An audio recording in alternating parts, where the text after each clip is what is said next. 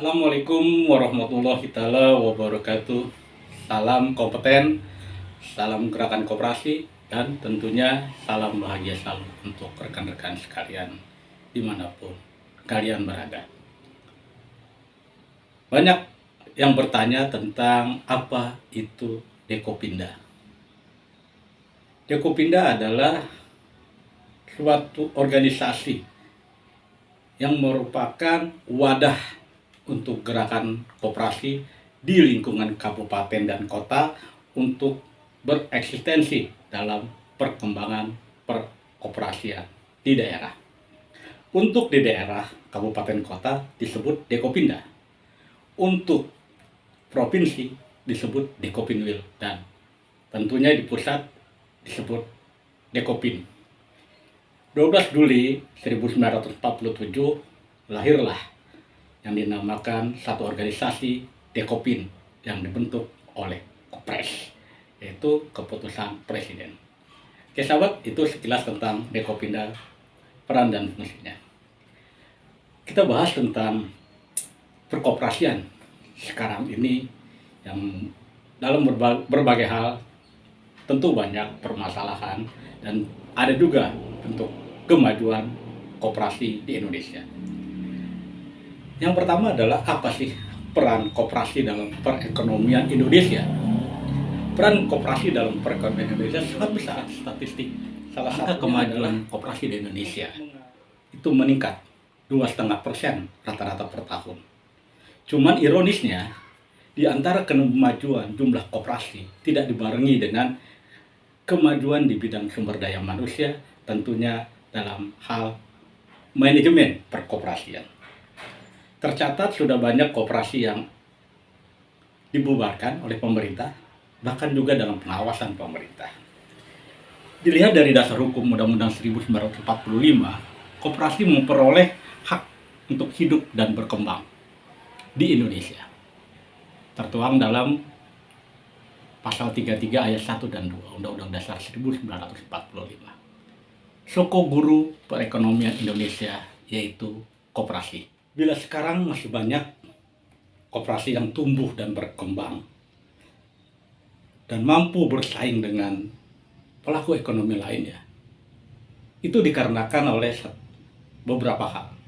Di antaranya adalah kemandirian koperasi pemerintah yang cukup mempunyai andil besar untuk kemajuan perkoperasian di Indonesia. Dengan mengadakan pelatihan-pelatihan yang sifatnya kontinu dan berkelanjutan. Dengan fasilitator maupun sebagai koordinator untuk menggerak perekonomian masyarakat melalui koperasi. Pemerintah beserta Dekopin, Dekopinwil maupun Dekopinda bahu-membahu untuk membangun sumber daya manusia yang kompeten di bidang perkoperasian. Ini menandakan bahwa sinergisitas antara pemerintah dengan gerakan koperasi melalui Dekopinda itu akan menjadi barometer perkembangan perekonomian Indonesia di tingkat kabupaten dan kota. Dilihat dari prospeknya perkembangan koperasi yang sangat signifikan di Indonesia, tentu ini menjadikan satu PR besar kita bersama bagaimana memajukan perekonomian Indonesia melalui perkoperasian. Dengan kelebihan-kelebihan koperasi yang merupakan satu perekonomian yang berasaskan gotong royong, musyawarah untuk mufakat, tentu ini potensi yang sangat besar bagi ekonomi Indonesia. Untuk itu, sekali lagi kami tekankan, perlu adanya pendidikan yang berkelanjutan, berkolaborasi antara pemerintah, stakeholder, juga Dekopinda dalam mewujudkan perekonomian kota Cilegon. Keberadaan koperasi tidak hanya ada di Indonesia, tetapi di negara-negara maju sudah ada. Kita melihat misalnya di negara tetangga kita, Singapura misalnya, Jepang, Kanada, Finlandia, itu mampu bersaing perekonomiannya dengan itu menjadi pesaing terkuat retail di negara-negara tersebut. Mereka membentuk koperasi untuk memenuhi kebutuhan sandang pangan mereka, kebutuhan primer, sekunder mereka. Bahkan di Amerika Serikat, itu memiliki peran yang sangat penting, yaitu memantau kepemilikan saham dan tentunya menyalurkan gaji-gaji karyawan melalui koperasi. Jadi, bukan hal yang tidak mungkin Indonesia bisa mengembangkan itu di masa depan. Karena kita meyakini bahwa ekonomi kerakyatan itulah fundamental utama daripada ekonomi koperasi. Dengan demikian, dapat dikatakan bahwa peran koperasi antara lain membangun dan mengembangkan perekonomian masyarakat, kemajuan ekonomi khusus untuk anggotanya dan masyarakat pada umumnya, untuk meningkatkan kesejahteraan dan juga untuk berperan aktif dalam upaya mempertinggi kualitas kehidupan masyarakat itu sendiri. Oleh sebab itu, kekuatan dan ketahanan perekonomian nasional serta berusaha untuk mewujudkan dan mengembangkan perekonomian nasional yang merupakan usaha bersama demi terwujudnya azas demokrasi, azas keadilan melalui koperasi.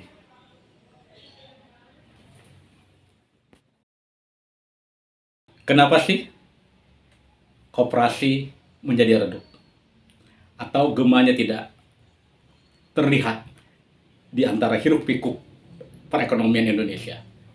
Di antaranya adalah kurangnya pemumpukan modal sendiri. Selama ini koperasi bergantung, khususnya koperasi simpan pinjam, bergantung dari pihak ketiga. Yang kedua, daya saingnya lemah dibandingkan dengan badan usaha besar lainnya selain koperasi. Kita harus menyadari itu, dan itu merupakan tantangan kita ke depan. Yang ketiga, keterbatasan kemampuan pengurus, dalam hal ini tenaga profesional. Dalam berkoperasi, biasanya dalam RAT, apalagi RAT yang ada di situ masa kepengurusan atau pergantian pengurusan. Hal ini menjadi kendala karena dipilih berdasarkan one man, one vote. Kita tidak tahu kompetensi dari calon pengurus itu dalam bidang perkoperasian. Disinilah perlu seseorang yang ingin menjadi pengurus koperasi harus bersertifikasi, minimal sertifikasi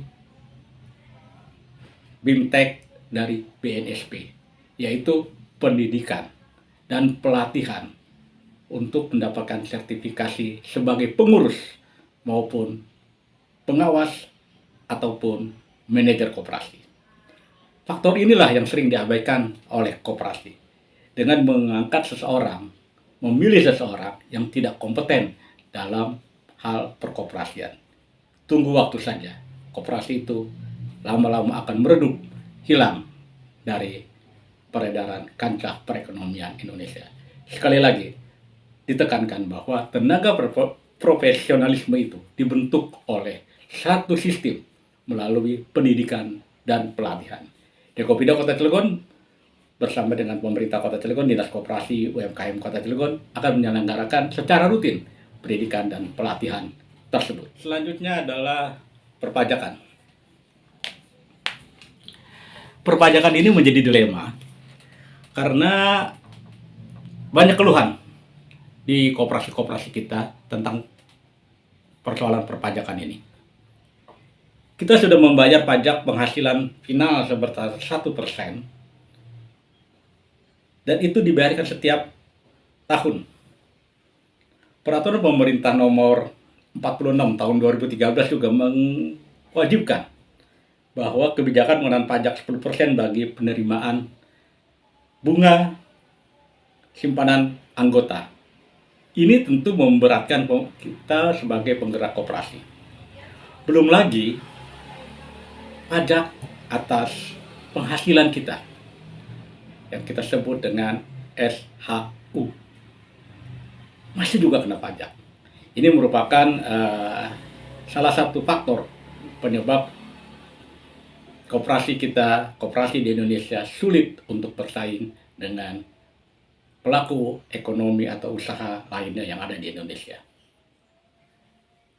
Ini memperlihatkan bahwa pemerintah masih sangat kurang perhatiannya terhadap koperasi atau gerakan koperasi yang ada di Indonesia. Campur tangan pemerintah masih sangat diperlukan untuk kemajuan perekonomian Indonesia melalui koperasi. Yang menjadi permasalahan utama di Indonesia adalah bagaimana menjaga sustainable, keberlanjutan peran dan fungsi koperasi seperti pendiri kita, Bapak Koperasi kita, Bapak Profesor Dr. Muhammad Hatta. Beliau founding father berdirinya koperasi di Indonesia yang bercita-cita mensejahterakan rakyat Indonesia melalui koperasi.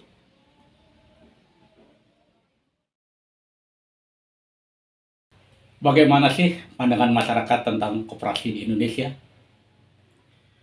Beberapa masyarakat atau gerakan koperasi yang kami temui, keberadaan koperasi itu sangat mereka butuhkan. Karena memang dengan azas gotong royong, musyawarah, mufakat, kebersamaan tercipta di dalam koperasi. Akses yang mudah bagi anggota untuk melakukan transaksi misalnya, tentu sangat dibutuhkan masyarakat. Peran aktif masyarakat untuk mengembangkan perekonomian melalui koperasi sangat baik. Kembali, tentu hal ini menjadikan satu tanggapan positif bagi masyarakat tentang koperasi.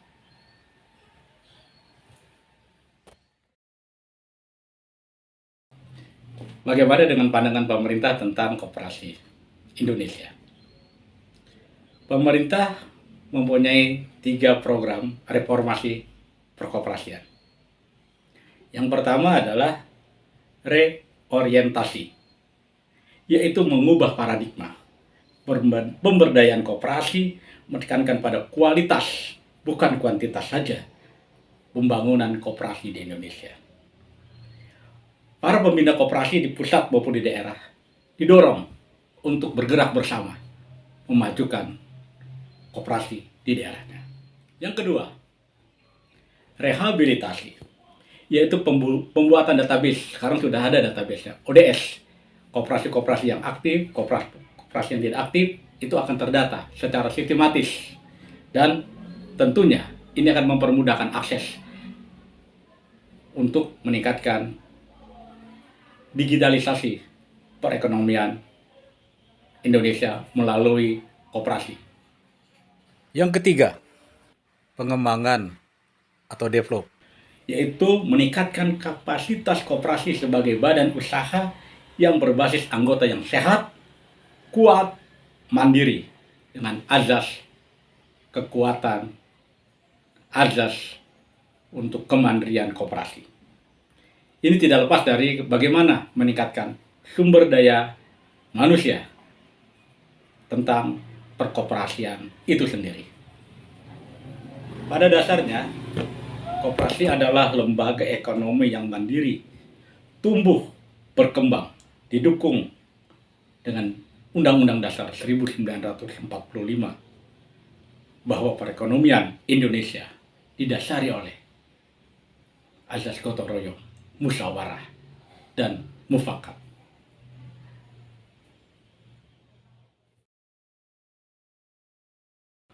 Pemerintah sebaiknya dapat lebih intens memperhatikan keberadaan koperasi di daerahnya dengan cara memberikan pendidikan, pelatihan, sertifikasi yang untuk mengembangkan sumber daya insan koperasi yang ada di satu daerah. Dengan sendirinya, tingkat kepercayaan masyarakat terhadap koperasi akan meningkat seiring dengan tumbuh berkembangnya koperasi disertai dengan sumber daya manusianya yang kompeten dalam perkoperasian. Semoga hal ini akan menjadi satu terobosan, satu breakthrough yang baik bagi perekonomian Indonesia. Oke, dapat kita simpulkan Untuk materi hari ini adalah bagaimana tantangan koperasi di masa depan. Setelah kita bahas dari awal sampai akhir tadi. Tantangan yang dihadapi koperasi di Indonesia antara lain, yang pertama, minimnya pengetahuan dan kapasitas pengurus. Itu yang menjadi faktor utama dari tantangan koperasi ke depan. Untuk itu, Dekopindo Kota Cilegon menekankan bagaimana setiap gerakan koperasi untuk melakukan pendidikan pelatihan, bukan hanya untuk pengurus, pengawas, atau manajer, tapi yang terpenting adalah bagaimana menjaga estafet kepemimpinan dengan mendidik anggota untuk melakukan pendidikan dan pelatihan secara kontinu di gerakan koperasi. Yang kedua, minimnya partisipasi anggota untuk mengembangkan koperasi itu sendiri. Di sini perlu peran aktif anggota untuk bertransaksi di koperasi, bukan di tempat yang lain. Kalau Anda sudah menjadi anggota koperasi, Anda punya kewajiban untuk memajukan koperasi itu. Dan yang ketiga, minimnya dukungan dari penggerak koperasi. Dalam hal ini adalah stakeholder, pemerintah, lembaga-lembaga yang berkompeten untuk di bidang perkoperasian untuk mengembangkan koperasi. Dan yang terakhir adalah suku bunga yang tinggi yang dibebankan oleh koperasi. Ini menjadi faktor karena jujur permodalan koperasi dari anggota itu sangat terbatas. Keinginan anggota untuk bertransaksi itu tinggi. Faktor pemodalan ini yang menjadi kendala.